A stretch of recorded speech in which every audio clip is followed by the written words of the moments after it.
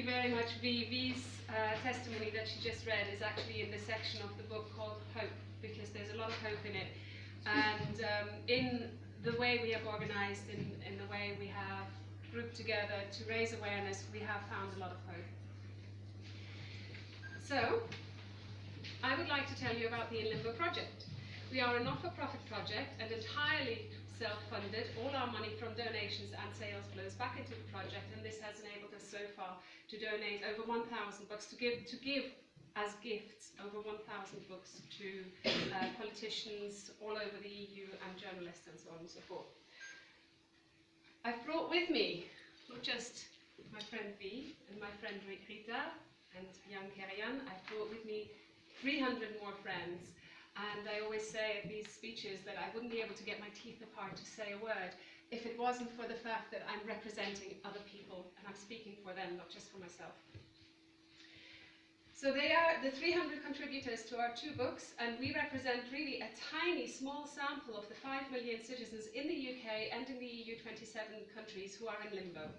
Add to that our approximately 15 million family members who are British citizens, and you will find that almost a third of the British population has been silenced.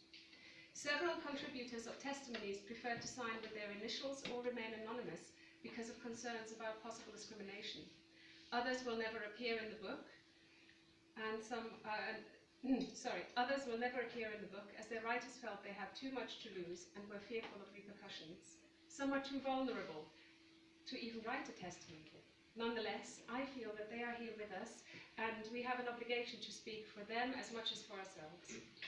In order to find each other and amplify our voices, Eleanor, who also edited the books, started the Facebook group Our Brexit Testimonies just 18 months ago and published the first book called In Limbo on the first anniversary of the referendum. In 2018, we worked with the group Brexpats Hear Our Voice to publish our second book on the second anniversary of the referendum.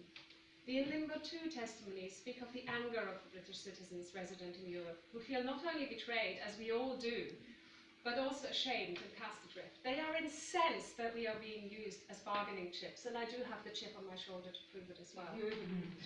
Allegedly to secure their rights, but really this serves no other purpose but to divide and rule. Instead, they stand with us in solidarity. You referred to Lech Walesa earlier on. His organization was called Solidarność. It means solidarity. Solidarity is the one buzzword that is mentioned twice in this speech, so I thought I'd bring that in there. It's very, very important. They stand with us in solidarity, and because we are twins. We are mirror images of each other. The lady who just left was telling us about her daughter who lives in Spain. We are mirror images, and we are flip sides of the same coin. Actually, we at the In Limbo project have shown them more care and consideration than some of their families at home in the UK and their own government, which now, just 5 months from Brexit Day, has left them at the bottom of the agenda. Ours are not political essays. They are deeply personal accounts from the people most directly affected of what it's been like since the referendum cast into doubt the right of free movement, our security, our futures, our families, our friendships, and our homes. And your performance tonight, Rita, really brought home to me what an assault on our European identity this whole affair is. We focus on the human side and aim to touch hearts and open minds by giving a voice to a few of the individuals who have been portrayed as a depersonalized mass of migrants, which is actually and factually incorrect. We are citizens, British people included, and we are all equal and benefiting from the same rights. In Britain, the EU 20 citizens have, eventually, been offered the chance to apply for settled status. That is, to apply for the lives that we are already living, to apply to a deliberately hostile Home Office with a notorious error rate, to apply in the context of Windrush and a toxic public discourse which treats the EU as the enemy, and friends, colleagues, neighbours and families as job stealers or scroungers, only welcome if they earn over £50,000 a year. So far, it is not known whether we will be allowed to vote in local elections with settled status. We have never been able to vote in general elections anyway, which means that we get to pay all the taxation and have no representation. Why should we stay and pay tax on our income if we are not truly welcome? Do you know the slogan which started the American War of Independence? No taxation without representation. Please allow me to read you some extracts of our testimonies. One speaks of how everything stops when you are in limbo. Until June, we had plans. Now everything is on hold. We bought a house which I don't dare furnish in case we have to leave. I have stopped unpacking the boxes. Sophie has already left on her own Brexodus, taking her son with her and leaving her British ex-partner behind. Dear son, I will have to explain to you that the same people who came to your first birthday party in May voted for us to leave the country in June. I will have to explain that the sweet auntie who offered you a bicycle made fun of me and laughed when I told her how much this will hurt our family. None of us are immune from breaking down, like Veronique, who is one of the editors of the first book. I cried at the dentist's today. He asked me kindly how I had been, and I told him what Brexit has meant to me and my husband. After 30 years in this country, married to a British citizen, I am not entitled to permanent residency. And suddenly, in the silence of his room, with his kind and bemused eyes upon me, I heard my voice break and tears start rolling down my face. I was mortified. Ellie, the widow of an RAF pilot, sent us this testimony. I wake up after 2 or 3 hours, worrying about where to find proof of my 50 years in Britain. My husband is buried nearby. My only son, who is British, lives nearby. All my friends and support systems and the people I give support to are here in the UK. But that seems to suddenly count for nothing. Many of us can relate to this contributor too. You will be fine, people often tell me. They are never going to throw out 3 million people. That's missing the point. If I was thrown out of the country, provided I could take my husband and daughter with me, I would have certainty and the option of choosing a place to live that accepts our whole family. I could be happy every day. It's this period of uncertainty that is impossible to deal with. We are very aware of the effects on our children, even if this is never talked about, such as 11-year-old Liam, who wrote this just before leaving the UK. The fact that I will live in a different country within a few months used to scare me witless. I will be leaving my house, my town, my country, all of which I love very much. Now, although I have mostly come to terms with it, I am worried about the school I will be going to. Will I be able to keep up? I was so used to a fairly predictable life, and the fact that I will just have to bear the uncertainty and the fear of not knowing whether our financial situation will be okay is both infuriating and depressing. Then last December, a 7-year-old wrote this in her notebook.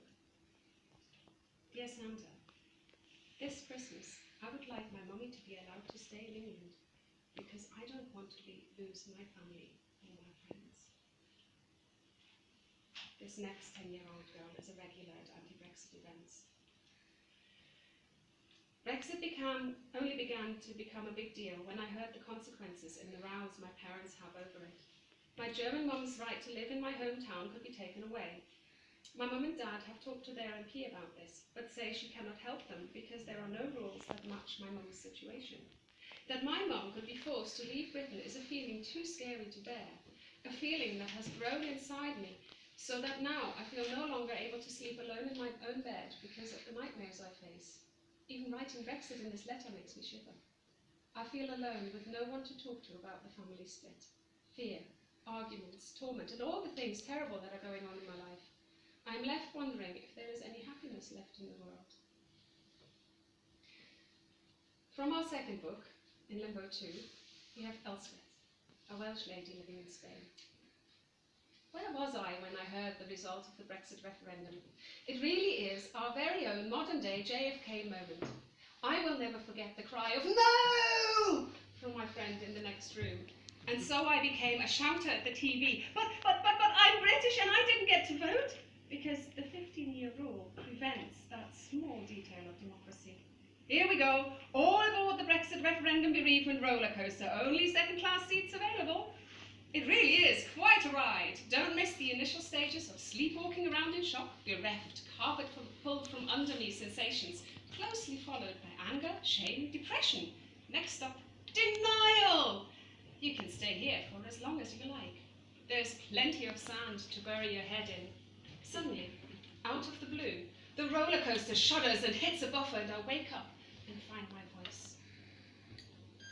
Just 2 days ago, this testimony was posted by Jeanette and echoes the sense of Brexodus guilt many experience. Don't know if you've been there yet, okay? I worry that our human rights will be compromised. We will all have to apply for settled status, have to carry ID, and probably be completely disenfranchised, not even able to vote in local elections. We are already an exclusion in the new Data Protection Act. Even the law relating to settled status can easily be changed by the government later, without going back to Parliament for approval. I feel quite split. And the worst thing is that I feel totally disloyal to my friends in the UK to even be thinking about going back. I care for them deeply and they would do anything for me. We have all invested in our lives together and expected to grow old together. Just like Rita now, a month ago, one of our group members embarked on his Brexodus. This is Luciano's farewell note to Britain. I came here as a citizen of Europe, within Europe, but things have changed. I have experienced how the media has stopped referring to me as an EU citizen and started calling me an EU migrant. This was done to dehumanize me, and xenophobia is being normalized in order to get rid of people like me. Today I'm voting with my feet. Today I'm leaving the country for good and moving to Spain. I'm doing it out of principle. It is my love declaration for the European project, a union of countries in which its citizens can feel at home wherever they are. Goodbye, UK. You were good to me, and then you weren't. These words by Luciano resonate very much with me. Personally, I'm getting tired of working so hard, unpaid. There's no magical money from Soros or whatever. Missing my children's childhoods into the bargain to make British people aware of how all our rights are being undermined. These are all our rights, your rights, my rights, all our rights. I do this because, to quote Edmund Burke, for evil to prevail, all that is necessary is for good people to do nothing. In years to come, I will know what I did to try and stop evil. I hope you guys will too, I'm sure you will. How do you think it felt having to tell my daughter that when she starts secondary school next year, I might no longer have the right to live here anymore? I have a very simple question for you. Where is home? Is home where your heart is? That can be many places. You took us on a journey around many places, and I'm sure in each of them you left a little bit of your heart. Or is it just the place where you live? Well, I have lived in Great Britain for 30 years and acquired the right to apply for citizenship back in the 90s. But this government stripped me of that right in 2011 without informing me. This hurts, and I'm bitter. It's not just about Brexit, but also about the hostile environment and how our human rights are violated. 25 years ago, I campaigned with the NUS against cuts to student grants. I didn't have to do this. I did not receive a grant.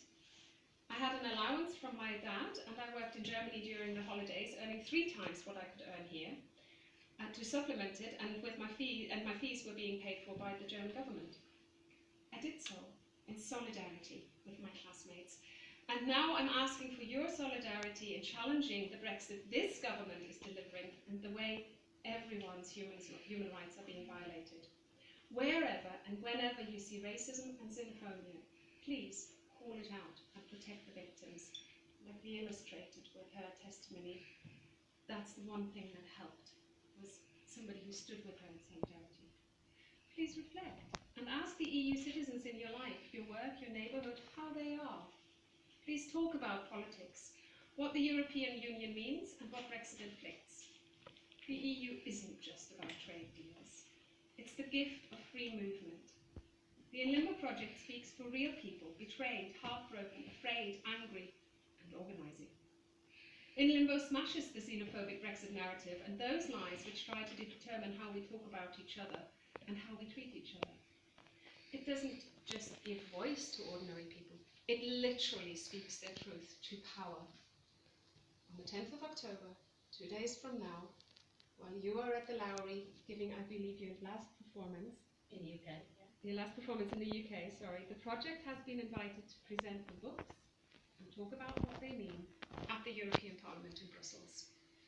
And we will be there as well. When political projects based on fear and contempt divide us, grassroots projects like In Limbo And events like this are a candle in the darkness. When ordinary people stand together and act, we have more power than we know. The In Limbo project speaks to the most important thing we have, which is solidarity.